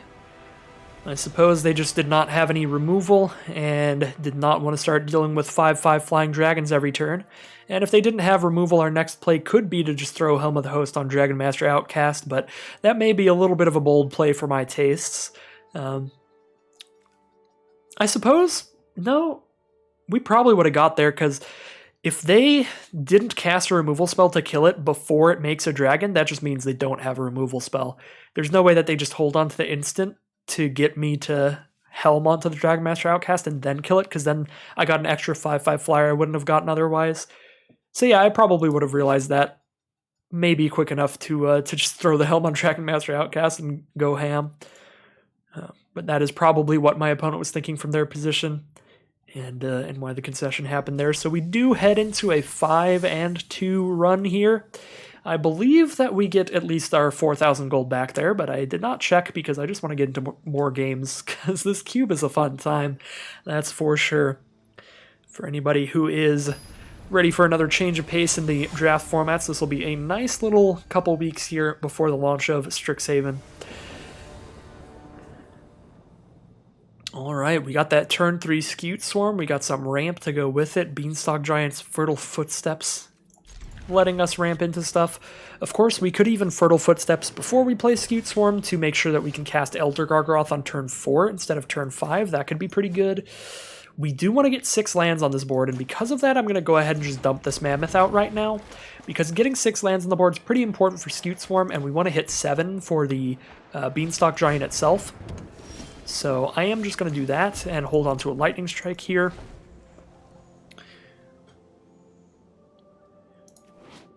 The Omen Keel lets them look through the top 3 cards of our library and play lands from among them. Probably just going to shoot the Omen Keel here then, because that is pretty annoying to me. Just make sure it doesn't do anything here. Just kill that. They can keep the Florahedron. And I'm going to go ahead and Fertile Footsteps turn 3 here to make it so we can cast Elder Gargaroth sooner. And it gets us closer to the 5 lands, or the 6 lands needed for Scute Swarm to go off, and Dragon Master Outcast to go off. Very similar sort of effects there. We do have double green already, double red already. I only need another green. I only need another green if I hit Turn Timber Symbiosis, so I think I'm okay to take just an off color here. Get a little bit towards Golos. Maybe confuse our opponent a tiny bit. Our opponent is on green, red, blue, and black, so it could be another Golos deck. Could just be everybody playing Golos here. We can Bone Crusher Giant, but we're just killing a Mana Dork if we do that. Or we can Elder Gargaroth. I suppose one thing that I should consider is that we could play a Coom Warrior as a tapped land here, so we have 6 mana untapped next turn, but that's not necessary. We don't need the mana untapped for Scute Swarm to go off. Yeah, next turn we just play Scute Swarm, Dragon Master, and then a Coom Teeth. Yeah, it's between Bone Crusher or Elder Gargaroth. If we're worried they have removal, we Bone Crush. I guess it slows them down as well. We have other cards taking over the game here. We don't need a Gargaroth super badly, so we'll just play a Bone Crusher. Definitely much better against removal than the Elder Gargaroth is.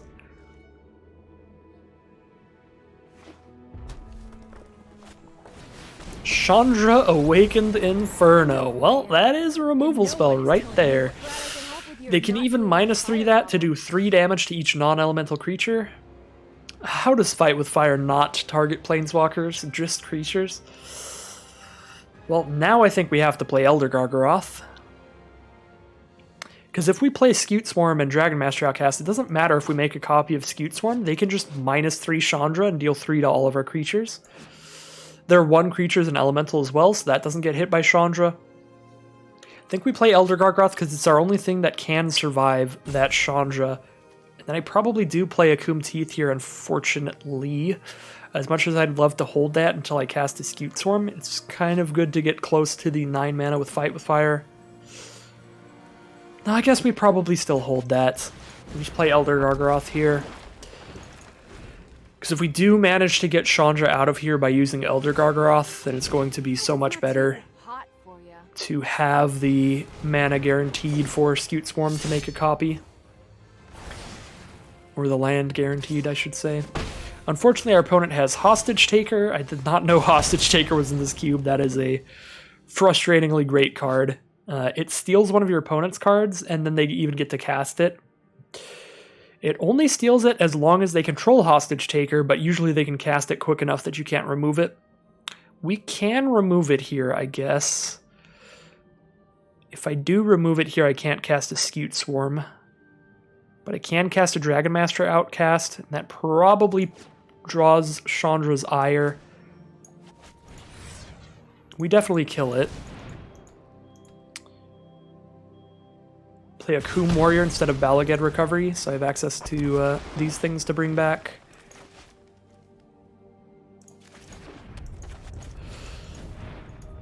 Alright.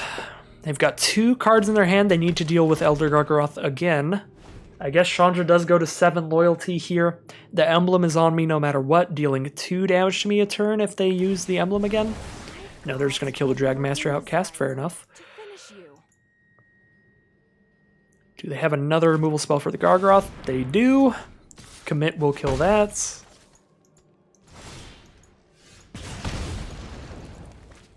Titan Ape, we don't have enough green mana for it actually, which is kind of crazy. 4 loyalty on Chandra.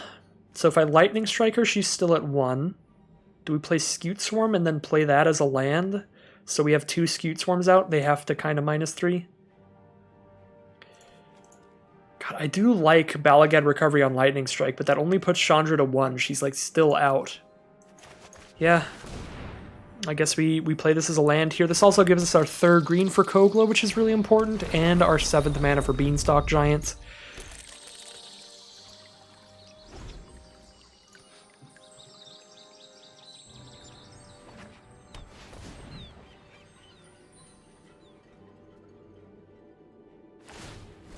Three to each non-elemental creature, that's what I thought. They tapped pre-ability here so that they knew that they'd get the mana out of it even if it dies, but that is an elemental. That was the 1 elemental on the board. I think we play a Trampler here. Because, I mean, this doesn't have trample, so they can just trump block to save Chandra. This can kill something when we play it, so we can play it afterwards to get a blocker out of the way. Just play the Trampler.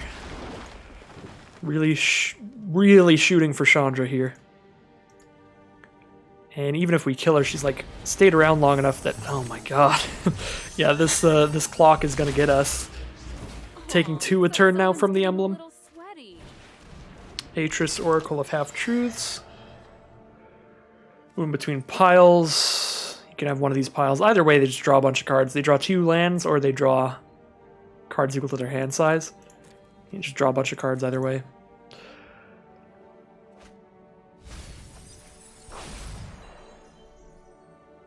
I guess I should have given them, like, Seagate Restoration face up and the lands face down. Maybe they take the lands more likely that way. We are mega dead, though. I guess we play Kogla and kill Atris. But we need Trample to kill Chandra still. Kogla doesn't have Trample. Just gonna keep casting an Elder Gargoth that'll get perpetually bounced.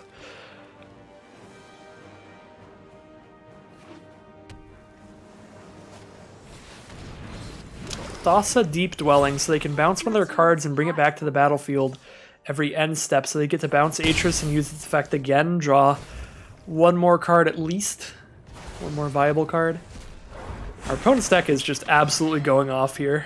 If there's like anything we can do. Return a non-land permanent to hand and then have somebody discard 2. It's annoying. kind of Consigned to Oblivion, or they can have a couple mana cards.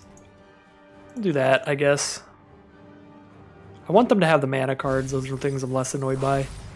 Just take the Consign. Imagine if it was those 2 mana cards in a basic land. That's when we would have got them. No, we're exceptionally dead. This was a sad game. Mega controlled by the Chandra. Of course, with the tempo plays in the backup to keep her around, so that the fact that she can be used as like 4 removal spells in one did absolutely take over that game. And a win condition with the emblems, so pretty devastating Chandra against us. Looks like 5 wins is the cutoff to get the 4,000 gold back out of the draft, so pretty successful draft overall. That makes the next one completely free, basically, and we get some cards out of it. Couple rares, 1 non-standard card.